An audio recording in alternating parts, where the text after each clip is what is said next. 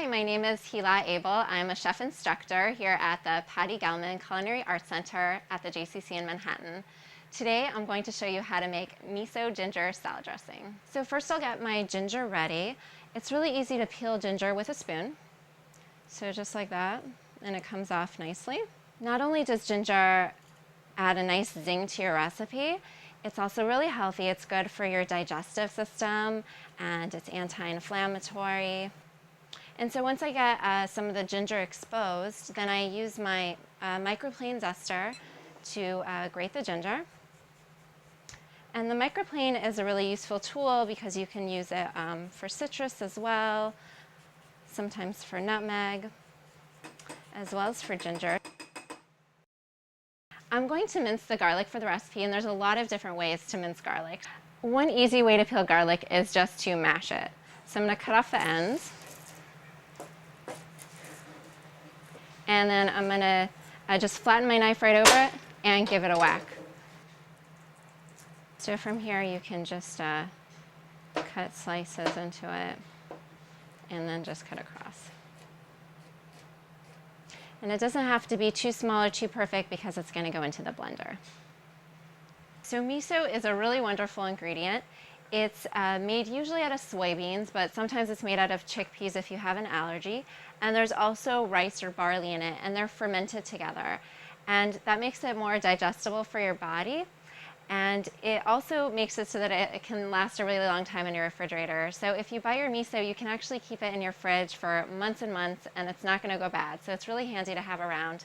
There are different kinds of miso. If you go to the store, you'll notice different colors of miso. So a white or a yellow or a red or a brown.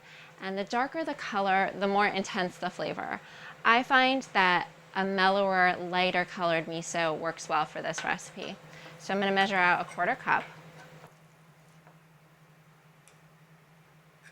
I'm actually using this immersion blender with this chopper. You can use a regular blender at home, but I really like this because it's easy for cleanup and it's nice and compact if you have a small kitchen. Next, we'll add a 1/4 cup of the apple cider vinegar, and there's some flexibility. If you'd like to use rice vinegar, that would work well too. We'll add a 1/4 cup plus 2 tablespoons of extra virgin olive oil. That's the same thing as 6 tablespoons. I like to use extra virgin olive oil for its nutritional properties, but you can also use a neutral oil like canola oil or grapeseed oil in this recipe, whatever you like. We're really not going to taste the oil very much because we're going to taste the miso and the ginger. So we'll put in some naturally brewed soy sauce. I'm using tamari in this case, and tamari is actually, when it's naturally brewed, it's made kind of in a similar process to miso. So that'll add some nice umami, savory flavor.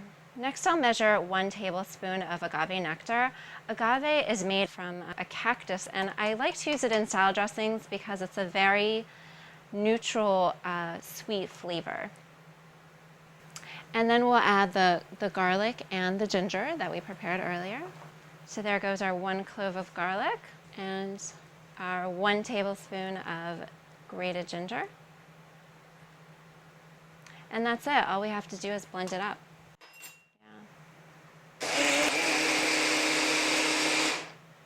So I've just blended up all our ingredients, and I use a blender in order to create an emulsification.